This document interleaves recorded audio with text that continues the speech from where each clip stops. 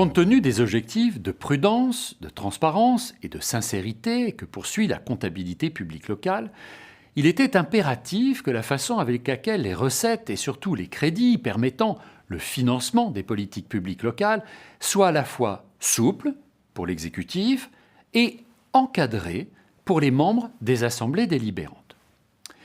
Sans imposer de règles trop strictes de présentation des comptes, le défi relevé par les différentes instructions comptables est de permettre une vision complète et exhaustive des différentes rubriques de comptes inscrites au budget. Le défi est aussi de donner les moyens aux exécutifs de pouvoir suivre régulièrement l'exécution des comptes dans une dynamique qui est celle de leur mission de tous les jours. En un mot, il s'agit de trouver un équilibre entre des exigences éminemment techniques et juridiques qui garantissent la régularité des comptes et leur exécution, et une approche politique du budget qui permette en toute régularité des adaptations rapides qu'imposent les attentes des administrés dans le cadre de la continuité du service public. Au-delà de la classification des dépenses en différentes catégories juridiques, que sont les dépenses obligatoires et les dépenses facultatives, inscrites au Code général des collectivités territoriales, la comptabilité publique propose une double nomenclature par nature et par fonction de classification des actions de la collectivité territoriale en fonction de la taille de la collectivité et en fonction de ses compétences. Cette double nomenclature permet les rigueurs, mais aussi les souplesses attendues par tous. La nomenclature par nature s'impose aux plus petites communes. Pour les communes de moins de 500 habitants, la comptabilité publique prévoit une nomenclature par nature abrégée. Entre 500 et 3500 habitants, la nomenclature est celle des instructions comptables, notamment de la M14, sans simplification. La nomenclature par nature vise à inscrire dans le budget la nature des biens achetés, acquis par la collectivité territoriale en dehors de toute dynamique politique ou de présentation transversale. On peut résumer la nomenclature par nature comme étant une nomenclature du quoi. Quant à la nomenclature par fonction, elle a été conçue comme un instrument d'information destiné à faire apparaître par activité les dépenses et les recettes d'une collectivité par grand thème politique. Un classement par fonction des crédits, selon les équipements ou les services intéressés, permet de répondre aux besoins d'informations d'ordre politique, économique ou statistique. Pour résumer, la classification par nature vise l'inscription d'un « quoi », alors que la nomenclature par fonction vise une classification du « pourquoi », dans quel but. Pour les élus, la connaissance du montant des masses financières consacrées au fonctionnement des services de la collectivité ou affectées aux différents équipements publics constitue un élément important qui leur permet de déterminer les orientations et la réalisation de la politique locale. Pour les communes situées entre 3 500 et 10 000 habitants, la comptabilité prévoit que le budget soit voté par nature, assorti d'une présentation fonctionnelle détaillée au niveau de la fonction. Quant aux communes de plus de 10 000 habitants, elles ont le choix d'un vote par nature ou par fonction. La comptabilité publique précise la chose suivante. Si le vote est par nature, une présentation fonctionnelle du budget doit être effectuée au niveau le plus fin de la nomenclature fonctionnelle. Ces dernières peuvent également choisir de voter leur budget par fonction.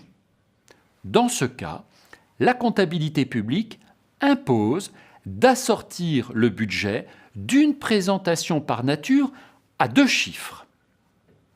Dans le cadre d'une nomenclature par nature, les crédits sont classés dans 8 classes de comptes. Ces comptes sont répartis de la façon suivante.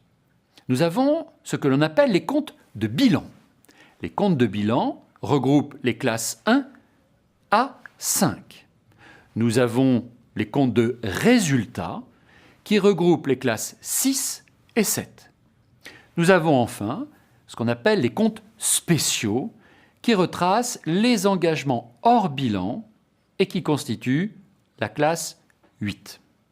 Chaque classe de compte se décompose en comptes, précisément dit. La classe 1 s'appelle compte de capitaux, fonds propres, emprunts et dettes assimilés. Cette classe 1 comporte la majeure partie des éléments regroupés dans cette classe par le plan comptable général, les fonds propres, les emprunts, les dettes assimilées, mais aussi des comptes spécifiques aux collectivités territoriales comme le FCTVA. Parmi les comptes les plus visités ou les plus étudiés, on trouve le compte 1.0, dotation et fonds divers et réserves, le compte 1.3, subvention d'investissement, le compte 1.5, provision pour risques et charges, le compte 16, emprunts et dettes assimilées. La classe 2 s'intitule compte d'immobilisation.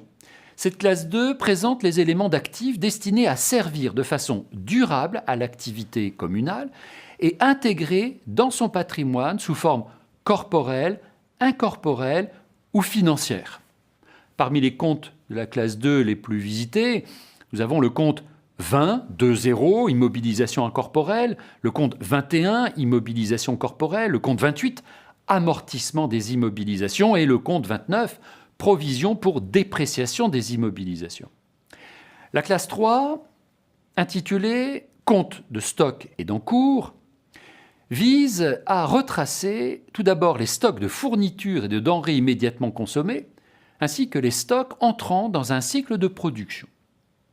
La classe 4 s'appelle compte de tiers.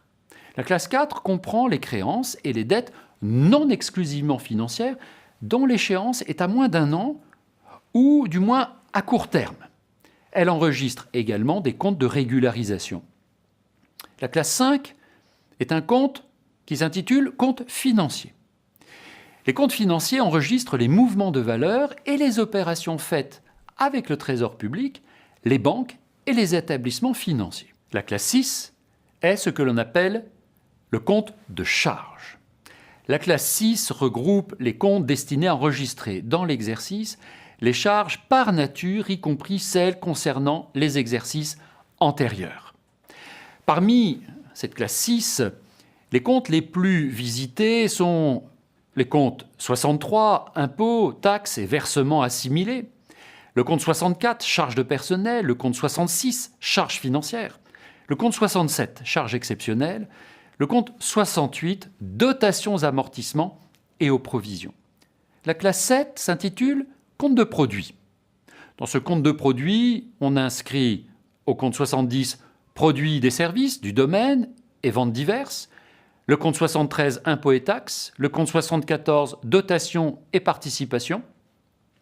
Cette classe 7 regroupe donc les ressources de la collectivité. Concernant la classe 8, il s'agit des comptes spéciaux. Cette classe 8 comptabilise les engagements hors bilan ainsi que les mouvements affectant les valeurs inactives de la commune. Quelle est la classification des crédits lorsque la collectivité choisit une nomenclature par fonction? Cette nomenclature par fonction dépend très étroitement de la nature des compétences attribuées par les lois de décentralisation aux collectivités territoriales. Nous indiquerons la classification par fonction telle qu'elle résulte de l'instruction comptable M14 qui est réservée aux communes et aux EPCI. Cette classification par fonction démarre par une fonction 0 intitulée « Services généraux des administrations publiques locales ». La fonction 1 est intitulée « Sécurité et salubrité publique ». La fonction 2 regroupe les crédits, les actions liées à l'enseignement et à la formation. La fonction 3 regroupe les crédits liés à la culture. La fonction 4, les crédits sport et jeunesse. La fonction 5 regroupe les actions intervenant en matière sociale et de santé. La fonction 6 concerne les crédits liés à la famille. La fonction 7 regroupe les crédits liés au logement. La fonction 8 regroupe les crédits liés à l'aménagement, aux services urbains et à l'environnement. Enfin, la fonction 9 regroupe les crédits liés à l'action économique. Il est clair que la classification par fonction permet une dynamique transversale, une présentation politique des crédits qui permet aux assemblées délibérantes de mieux s'approprier des objectifs politiques. La classification par fonction permet donc, on le voit très bien, une dynamique dans la présentation des crédits, un meilleur suivi de la politique de l'exécutif, une meilleure appropriation de la dynamique globale de la politique de la collectivité territoriale. Et pourtant, cette classification par fonction n'est imposée que pour les plus grosses collectivités territoriales. Ne pourrait-on pas chercher à encourager les collectivités les plus petites dans la mise en place d'une classification par fonction qui permettrait de mieux apprécier les besoins de financement, notamment dans le cadre du débat d'orientation budgétaire ?